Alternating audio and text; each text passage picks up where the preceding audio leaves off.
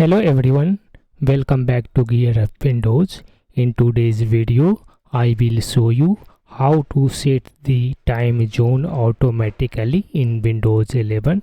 If you travel frequently or move between different regions, Windows can automatically detect your location and adjust the time zone for you. This enables your system time is always accurate. So let's get started. First, press Windows plus I key on the keyboard to open Settings app. Alternatively, click on the Start button and then select Settings. Under Windows 11 Settings, select Time and Language in the left sidebar. On the right, click on Date and Time. Here you will find option Set Time Zone Automatically. Turn this one toggle on. That's it. Once enabled, Windows 11 will automatically detect your location and adjust the time zone accordingly.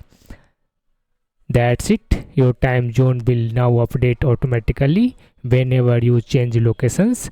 I hope you find this video helpful. If you did, please like the video and subscribe to the channel for more Windows 11 tips and tricks.